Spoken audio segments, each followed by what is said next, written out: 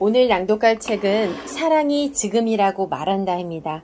출판사는 책구름, 지은이는 한범수입니다.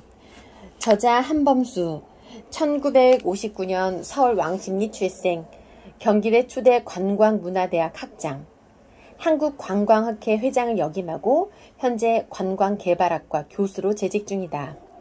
2013년 순수문학의 시문학공간의 시조가 당선되어 등단하였다. 한국문인협회 국제팬 한국본부 현대시인협회 회원, 웨스턴 심포니 오케스트라 명예단장이다. 오랜 시간 붓글씨를 써왔고 사진을 찍는다. 50대를 맞이하여 색소폰을 연주하기 시작했고 다수의 자작곡을 썼다.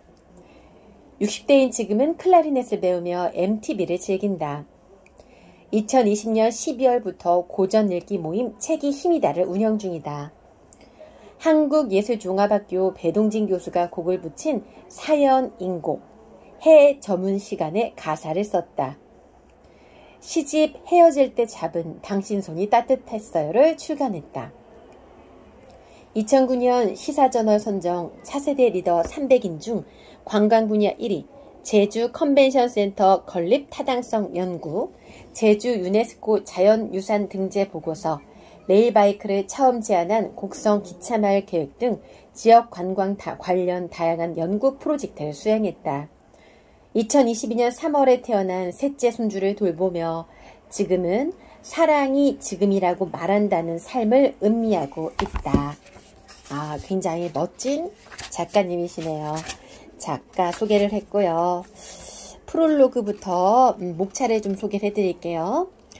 프롤로그, 그리고 1부는 오늘은 나그네 나는 길을 간다. 2부 당신을 놓고 싶지 않아 자꾸자꾸 글자를 늘려갑니다. 3부 사랑이 지금이라고 말한다. 그리고 에필로그 이렇게 나누어져 있는데요. 3부에 해당되는 내용을 낭독을 해보도록 하겠습니다. 아무것도 아닙니다.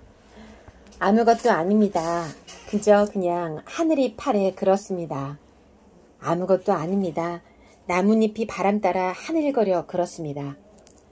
눈빛 시린 하늘, 가슴 시린 오늘, 당신은 어디에 계시나요? 당신은 쪽빛 물빛 뚝 떨어지는 가을입니다. 오랜만에 파랑 창고에 왔습니다. 하늘은 구름 한 점 없이 파랗고 나뭇잎은 햇빛에 반짝입니다. 이곳에서 보내던 나날들, 시간이 누적되었습니다. 이곳을 다녀간 숱한 이들이 떠오릅니다.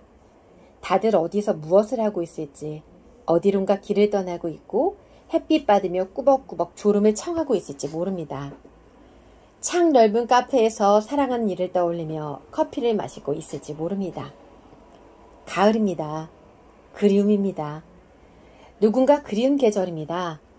지나간 시간이 그립고 기억 속에 흐릿해지는 얼굴이 그리운 계절입니다. 벽에 파랑 창고라고 쓰던 때가 엊그제 같은데 세월이 흘렀습니다. 가을의 지난 날의 그리움을 적습니다. 가을에 다가올 그리움을 적습니다. 소리 없이 흐를 시간. 한방병원에서 인턴 수련 중인 딸 아이에게서 오전 11시부터 오후 1시, 아니면 오후 2시부터 4시까지 외출할 수 있다는 문자가 왔습니다. 갑자기 생긴 첫 외출입니다. 메시지를 받자마자 곧바로 달려갔습니다. 늦은 점심을 먹으며 그간의 이야기를 들었습니다. 낯선 환경에 적응하느라 힘든 나날을 보내고 있어 마음이 안쓰러웠습니다. 세상살이 쉬운 게 하나도 없으니 잘 이겨내라고 말하고 싶었지만 아무 말 하지 않고 듣기만 했습니다. 식사 후 카페로 자리를 옮겨 커피를 마시는데 아들 부부가 달려왔습니다. 아들이 대학 입학 후 원룸을 얻어나간 그 다음에 딸아이는 기숙사가 있는 고등학교에 입학해 집을 떠났습니다. 두 아이가 떠난 뒤 한동안 빈둥지 증후군을 겪었습니다. 시간이 흘러 아들은 대학을 졸업하고 ROTC 장교로 군복무 후 결혼해서 분가했습니다. 딸은 고등학교 3년 기숙사 생활을 마치고 한의대 다니느라 6년간 또 집을 떠났습니다. 올 2월 졸업 후 잠시 집에 머무르다가 2월 말부터 인턴 수련을 위해 다시 집을 떠났습니다. 카페에서 아주 짧게 만나고 딸아이가 근무하는 곳에서 10여 분 정도 더 머무르다 일어섰습니다.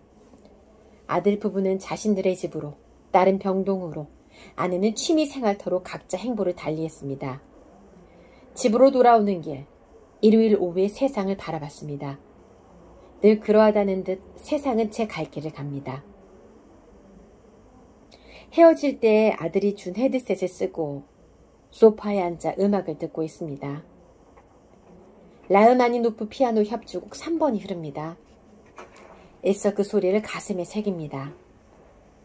피아노 건반이 묵직하게 움직입니다. 스트링 선율이 애워쌉니다. 거실 밖에 어둠이 깔립니다. 앞으로 숱한 나날이 소리 없이 흐를 것을 직감합니다. 다정이 들어간다. 기다리고 기다리던 첫 손녀 다정이가 울음을 터뜨리며 세상에 나왔습니다. 엄마 뱃속에 있을 때 폐동맥이 얇고 심장 판막에 기흉이 있다라는 이야기를 들었습니다. 걱정이 컸지만 우리 아가가 잘 이겨내리라 믿었습니다. 태어나자마자 신생아 중환자실로 옮겨 초음파 검사를 했습니다. 생후 3개월에 폐동맥과 심장 판막을 동시에 수술할 예정이었는데 폐동맥이 제 기능을 하지 못해 태어나자마자 바로 스텐스를 삽입하는 시술을 하기로 했습니다. 신생아 중환자실에서 촬영한 아기 모습을 보며 우리 아가 힘내라, 다 잘 될 거야 라고 빌었습니다. 한다 하면은 한다정, 예쁜 아가 한다정, 할 수 있다 한다정 하고 응원했습니다. 다정이가 태어나기 한 달 전인 4월 27일 역사적인 남북 정상회담이 판문점에서 열렸습니다. 다정이는 2018년 5월 27일 오전 9시 46분에 태어났습니다. 엄마 생일은 4월 3일, 아빠 생일은 1월 24일입니다. 엄마와 아빠의 생일 숫자를 더한 5월 27일이 다정이 생일입니다. 5월 27일 10시 대통령이 전날 갑자기 이루어진 2차 판문점 정상회담 결과를 발표했습니다. 다정이가 태어나는 순간 한반도의 평화와 번영을 기원하는 마음은 온누리에 가득했습니다. 새로운 세대의 탄생, 우리 다정이가 살아가는 세상이 아침 햇살처럼 곱디고 온 행복이 가득하길 빌었습니다. 다정의 이름은 크게 온누리를 다 밝히며 떠오르는 해라는 뜻입니다. 예쁜 아가 다정이가 먼 별에서 오느라 많이 힘들어합니다. 엄마, 아빠와 친가, 외가, 가족 모두 두 손 모아 힘내라고 응원하고 있습니다. 다정이가 잘 이겨내도록 모두 기도하고 있습니다. 세상을 맞이하는 아픔 이겨내고 이름처럼 되리라 믿습니다. 다정이가 태어난 날 저녁 초음파 촬영 결과 예상보다 좋지 않아 CT 촬영을 했습니다. 폐동맥 시술을 할지도 모른다는 말을 듣고 마음이 무거웠으나 의사 선생님의 판단을 따를 뿐 달리 방법이 없었습니다. 마침 안사돈이 막 도착했습니다. 며느리가 힘들어 보였습니다. 어제 출산했을 때는 통증도 없고 예후가 좋았는데 통증이 심해서 낮 면회 시간에 아가를 보러 가지 못했다고 합니다. 아들이 많이 예민해 있었습니다. 월요일 아침 교무회의에 참석하러 가서도 병원에 있는 다정이 생각만 났습니다. 태어나자마자 각종 의료장비를 달고 있는 다정이 모습이 내내 아른거렸습니다. 회의를 마치자마자 병원으로 달려갔습니다. 다정이 낮 면회 시간은 오후 1시 반부터 2시까지입니다. 30분 안에 4명이 면회해야 해서 시간이 촉박했습니다. 면회는 부모와 조부모까지만 허용됐습니다. 아내와 함께 먼저 면회하고 이어서 아들이 안사돈과 들어가기로 했습니다. 신발에 덧신을 신고 비닐옷을 입고 마스크를 하고 손을 닦은 후 의료용 장갑을 꼈습니다. 신생아 중환자실 B방에 다정이가 있었습니다.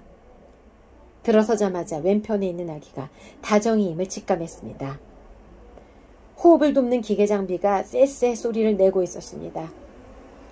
영상으로 봤을 때는 커 보였는데 막상 눈으로 본 다정이는 손으로 앉는 것조차 조심스러운 체중 3.13kg 신생아였습니다. 엎드려 있는 다정이를 가만히 내려다봤습니다. 수술실에서 나와 신생아 중환자실로 옮기는 아주 짧은 순간 인큐베이터 안에 있는 아이를 확인하긴 했지만 직접 보는 것은 처음이었습니다. 잘할 수 있다고, 이겨낼 수 있다고 마음으로 힘을 보탰습니다. 30초가량 다정인 모습을 촬영했습니다. 예쁜 깃불이 눈에 들어왔습니다. 머리카락은 곱슬머리처럼 엉켜 있었고 등에 솜털이 가득했고 손가락은 길쭉했습니다. 고개를 옆으로 돌린 채 숨쉬기에 도움을 주는 장비를 입에 물고 엎드려 있었습니다. 첫 소녀를 이렇게 만났습니다. 아이를 만난 어른 넷이 산모가 있는 병실로 돌아왔습니다. 며느리가 많이 불편해 보였습니다. 아들이 갑자기 그만 가세요 라고 하자 아내가 저녁에 다정이 폐동맥 시술한다고 해서 결과를 보고 가고 싶은데 라고 했습니다. 아들이 짜증을 내며 산모가 아직 첫 소변을 보지 못해 불편하니 가는 게 좋겠다고 했습니다. 안사돈과 산모가 놀라 어쩔 줄 몰라 했습니다. 아내도 순간 당황했습니다. 병원 밖으로 나와 식당으로 갔습니다. 아내의 표정이 무거워 보였습니다. 점심 먹고 싶은 생각도 안 들었지만 된장찌개와 낙지볶음, 청국장을 시켰습니다. 아내의 눈에 눈물이 맺혔습니다. 왜 아들이 자리를 비켜달라고 해서 서운해? 아니야, 아들 마음이 얼마나 힘들겠어. 다정이가 태어나자마자 시술하고 또 수술까지 해야 한다니 안타깝고 걱정이 돼서. 집으로 돌아오는 길 아내의 표정이 여전히 무거웠습니다. 눈을 감고 자는지 아내가 아무 말 없습니다. 차 안에 정적이 감돌았습니다. 목요일 새벽 독도에 가야 합니다. 그 전에 다정이를 한두 번 더 보려고 했는데 생각을 바꿨습니다. 가고야 했겠지만 아이가 태어나자마자 시술을 받고 병원에서 치료를 받아야 하는 상황이 초보 아빠에게 얼마나 무겁고 힘들었을까 싶었습니다. 부모와 자식 사이에 손녀가 태어나니 지금까지와 다른 소통 방법이 필요함을 느꼈습니다. 과도한 관심은 자제하고 그러려니 하며 지켜보고 도와달라고 할 때 도와주는 게 좋겠다고 생각했습니다. 자정 남은 시간 연구실을 나와 남부터미널 4-2번 출구에 도착했습니다. 어둠이 짙어지고 있었습니다. 주위를 한 바퀴 돌았습니다. 편의점 몇 곳은 열려 있었지만 쉴만한 곳이 눈에 띄지 않았습니다. 24시간 영업을 하고 있는 롯데리아로 들어갔습니다. 약속 시각 새벽 2시 반까지 1시간 반 정도 더 남았습니다. 남부터미널에 갈 때마다 가쁜 숨 몰아쉬며 지팡이 짚고 아들을 기다리던 아버지 모습이 떠오릅니다. 아버지는 우리 집에 계시다가 누나 집으로 가셨는데 홀로 남부터미널에서 버스 타고 둘째 형한테 가시더니 도착 후 30분 만에 눈을 감으셨습니다. 일행을 태운 버스가 어둠을 뚫고 강릉으로 향했습니다. 비교적 좌석간 자리가 넓은 맨 뒷좌석에 앉아 잠을 청했습니다. 행성휴게소에 정차할 때까지 눈을 붙이기는 했지만 잠자리가 불편해 비몽사몽이었습니다. 새벽 6시 무렵 강릉에 도착했습니다. 안목식당에서 황태해장국으로 아침을 먹으며 일행과 인사를 나누었습니다. 아침 6시 50분 강릉항에서 배를 탔습니다. 꾸벅꾸벅 졸다가 울릉도에 곧 도착한다는 안내방송을 듣고 창밖을 보니 저동항이 보였습니다. 3시간 걸린 뱃길. 옛날에는 목선으로 사흘 길이었고 바람을 잘못하면 한 달 걸리는 길이었습니다. 울릉도 첫 방문지는 복례폭포였습니다. 그리 큰 폭포는 아니지만 첫 장소라 그런지 눈에 확 들어왔습니다. 오전 면회를 했습니다. 진통제, 수면제, 근육이완제를 쓰고 있었는데 오늘 근육이완제 뺀다고 합니다. 내일부터 장기가 적응하는지 지켜볼 예정이라고 합니다. 어제는 체중이 3.3kg이었는데 오늘 3.18kg입니다. 붓기가 잘 빠지고 있습니다. 입에 물린 호스 방향이 바뀌어서 아기 자세가 바뀌었습니다. 다정히 면회를 한 아들 부부가 소식을 전했습니다. 여행하면서도 아기가 궁금했는데 스스로 잘 회복되고 있다니 고마웠습니다. 복내 폭포 뒤 내수전 일출 전망대에 올라 울릉항 주변을 조망했습니다. 죽도가 눈에 들어왔습니다. 수평선이 아득하게 감싸고 있고 해안가를 따라 가옥들이 얼기설기 펼쳐져 있었습니다. 하산 후 따개비 칼국수로 허기진 배를 채웠습니다. 제주도의 보말국과 비슷합니다. 국물이 걸쭉해서 속이 든든했습니다. 오후에는 거북바위, 1면함, 2면함, 3면함을 둘러보고 모노레일을 타고 주위를 돌아보았습니다. 울릉도의 유일한 평지인 나리분지 방문 후 저녁 식사 장소로 이동하는데 해가 동해로 떨어지고 있었습니다. 느는 해는 아니지만 해를 건지고 싶은 마음에 카메라 셔터를 눌렀습니다. 바다에 빠지기 직전 붉은 해의 절반을 담았습니다. 그대로 목걸이를 만들어 손녀 다정이에게 걸어주고 싶었습니다. 저녁 식사 후 대하 리조트에 투숙했습니다. 달빛이 고왔습니다. 아들이 어렸을 때 충주 가는 차 안에서 아빠 달님이 나를 따라와요 라고 했던 말이 생각났습니다. 다정이가 얼른 나와서 해, 달, 별은 물론이고 세상의 온갖 경이로움을 만끽하면 좋겠습니다. 저녁에 다정이를 면회한 아들 부부가 다정이는 근육 이완제를 아침에 끊었는데 아주 잘 이겨내고 있습니다. 반사적이지만 눈도 떴어요. 내일도 화이팅! 이라며 소식을 전했습니다.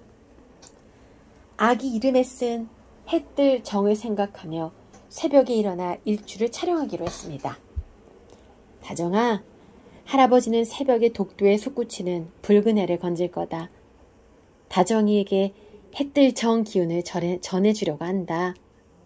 이번 고비를 넘겼으니 앞으로 어떤 일도 이겨낼 거다. 다정이 해 뜨러 간다. 네, 오늘은 사랑이 지금이라고 말한다. 일부를 낭독을 해봤는데요. 손녀딸에 대한 사랑이 느껴집니다. 이 한범수 에세이 사랑이 지금이라고 말한다. 이 에세이는요. 굉장히 마음을 편안하게 해주고 잔잔한 이렇게 생각을 좀 정리할 수 있는 그런 책 같아요. 또 이제 저자의 실제 내가 겪었던 부분들에 대한 일들을 담아 놓았기 때문에 여러분들도 같이 이 책을 읽으면서 나도 저런 상황이 있었는데 앞으로 나도 저런 상황에서 이렇게 한번 해볼까? 등등 여러 가지 좀 느끼실 것 같아요. 에세이의 장점은 어렵지 않고 편하게 소소하게 읽을 수 있다는 게 장점이죠. 오늘은 사랑이 지금이라고 말한다. 한범수 에세이 출판사 책구름 낭독을 해보았습니다.